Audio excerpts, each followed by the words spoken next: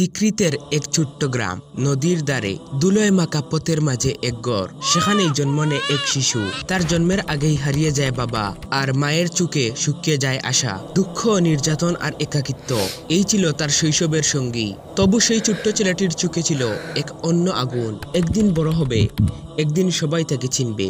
বয়স বাড়ে, বদলে যায় শহর, বদলে যায় চিন্তা। বাগদাদের রাস্তায় বিপ্লবের স্লোগানে এক তরুণ খুঁজে পায় তার পথ। সে বিশ্বাস করে আরবদের ঐক্যই শক্তি, সমাজতন্ত্রই মুক্তি। তার নাম তখন আর সাধারণ নয়, সে হয়ে ওঠে ভয় আর বিশ্বাসের মিশ্র প্রতীক। সাদ্দাম হোসেন। হত্যা চেষ্টা, পালিয়ে বেড়ানো, অভ্যুত্থান, সব পেরিয়ে একদিন সে দাঁড়ায় ক্ষমতার সিংহাসনে। যে শিশু একদিন ঘুমাতে ভয় পেত, সেই একদিন পুরো দেশকে বয়ে কাঁপিয়ে তুলে। এটাই সেই গল্প, এক অনাথ ছেলের, যে নিজের ভাগ্য বদলাতে গিয়ে বদলে ফেলেছিল পুরো ইরাকের ইতিহাস।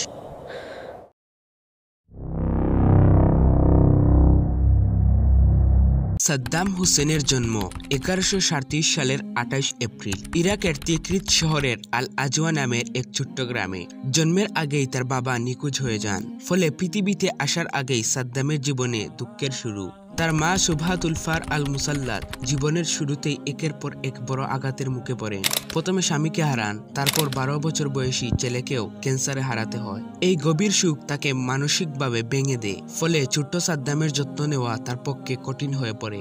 সাদ্দাম বড় হতে থাকে এক কঠিন ও অশান্ত পরিবেশে। তার সৎ বাবা ইব্রাহিম আল হাসান ছিলেন এক নিষ্ঠুর মানুষ। প্রায়ই তিনি সাদ্দামকে মারধর করতেন, কখনো সামান্য ভুলের জন্য, কখনো বিনা কারণে। এই নির্যাতনের জীবনে সাদ্দাম ধীরে ধীরে নিজের ভিতর এক ধরনের কঠোরতা আর জেদ তৈরি করে। শেষ পর্যন্ত 10 বছর বয়সে সে বাড়ি থেকে পালিয়ে যায় এবং আশ্রয় নেয় তার মামা খায়রাল্লাহ তালফারের কাছে।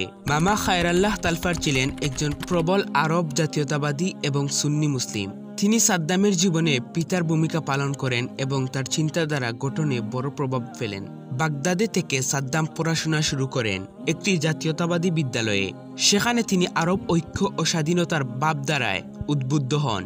মিশরের নেতা গালাম আবদেল নাসেরের বক্তৃতা ও নেতৃত্ব তাকে গভীরভাবে অনুপ্রাণিত করে। বিশেষ করে 1956 সালের সুয়েজ সংকটে নাসেরের সাহসী ভূমিকা তরুণ সাদ্দামের মনে বিপ্লবের আগুন জ্বালিয়ে দেয়। মাধ্যমিক পাশ করার পর তিনি ইরাকের আইন বিদ্যালয়ে ভর্তি হন, কিন্তু 1957 সালে পড়াশোনা ছেড়ে দেন এবং বাথ পার্টিতে যোগ দেন। 1959 সালে মাত্র 22 বছর বয়সে সাদ্দাম বাথ পার্টির সহযোদ্ধাদের সঙ্গে ইরাকের প্রধানমন্ত্রী আব্দুল করিম কাসিমকে হত্যার চেষ্টা করেন। বাগদাদের এক সড়কে এই হামলা চালানো হয়, কিন্তু কাসিম বেঁচে যান এবং সাদ্দামের পায়ে গুলি লাগে। প্রাণ বাঁচাতে তিনি সিরিয়া হয়ে মিশরে পালিয়ে যান। সেখানে গামাল আবদেল নাসের তাকে রাজনৈতিক আশ্রয় দেন এবং তিনি কায়রো বিদ্যালয়ে আইন পড়ার সুযোগ পান। তবে পড়াশোনার চেয়ে তিনি রাজনীতিতেই বেশি আগ্রহী ছিলেন এবং কায়রোতেই ইরাকি বাথ পার্টির গোপন কার্যক্রমে নেতৃত্ব দেন। 1963 সালের 8 ফেব্রুয়ারি রামাদান বিপ্লব এর মাধ্যমে bath party president Abdul Karim কাসিমকে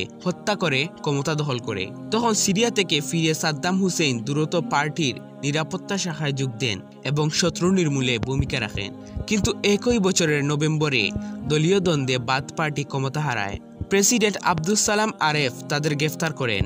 সাদ্দামও কারাগারে যান। কারাগারেই তিনি পার্টির ভবিষ্যৎ পরিকল্পনা করেন এবং 1966 সালে নাটকীয়ভাবে পালিয়ে আবার গোপনে রাজনৈতিক কর্মকাণ্ডে ফিরে আসেন।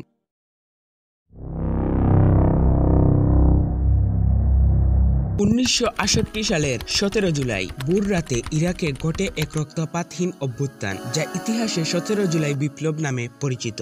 এই অভ্যুত্থানের মাধ্যমে আরব সমাজতান্ত্রিক বাথ পার্টি আবারও ইরাকের ক্ষমতায় ফিরে আসে। ভোর 3টার দিকে বাথ পার্টির সদস্যরা প্রেসিডেন্ট গার্ডের ট্যাঙ্ক রেজিমেন্ট দখল করে প্রেসিডেন্ট প্রাসাদ ঘিরে ফেলে। একই সঙ্গে তারা প্রতিরক্ষা মন্ত্রণালয়, রেডিও, টেলিভিশন এবং বিদ্যুৎ কেন্দ্রের মতো গুরুত্বপূর্ণ স্থাপনাগুলোর নিয়ন্ত্রণ নিয়ে নেয়। যখন প্রেসিডেন্ট আব্দুর রহমান আরিফ ঘুম থেকে জেগে ওঠেন, তখন প্রাসাদ ট্যাঙ্কে ঘেরা। রক্তপাত এড়াতে তিনি আত্মসমর্পণ করেন এবং পরে নির্বাসনে লন্ডনে পাঠানো হয়। এই অভ্যুত্থানের নেতৃত্বে ছিলেন আহমেদ হাসান আল বকর, যিনি বাথ পার্টির একজন অভিজ্ঞ রাজনৈতিক। তার ঘনিষ্ঠ সহযোগী ছিলেন তরুণ সাদ্দাম হুসেন, যিনি সেই সময়ে দলের উপচেয়ারম্যান ও উপরাষ্ট্রপতির পদ পান। যদিও আনুষ্ঠানিকভাবে আল বকর ছিলেন রাষ্ট্রপতি, খুব অল্প সময়ের মধ্যেই সাদ্দাম আসল ক্ষমতার কেন্দ্রবিন্দু হয়ে ওঠেন।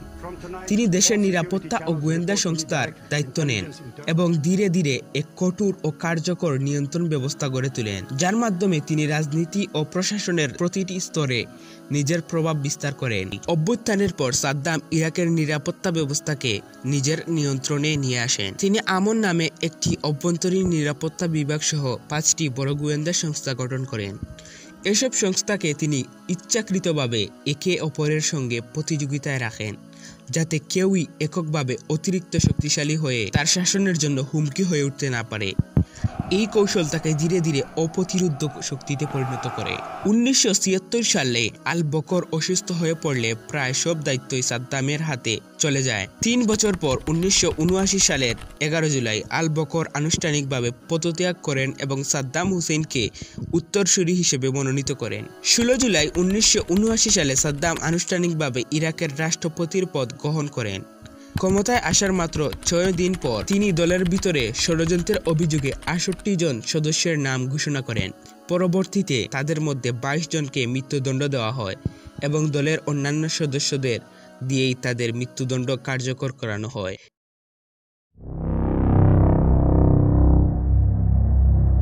সাদ্দামের শাসনের মূল শক্তি হয়ে ওঠে গোয়েন্দা সংস্থা মুখাবারাত। এই সংস্থার নেতৃত্বে ছিলেন সাদ্দামের সৎ ভাই বারজান ইব্রাহিম আল তিকরিতি। তিনি শুধু দেশের নয়, বিদেশেও সাদ্দামের বিরোধীদের খুঁজে বের করে হত্যা করতেন।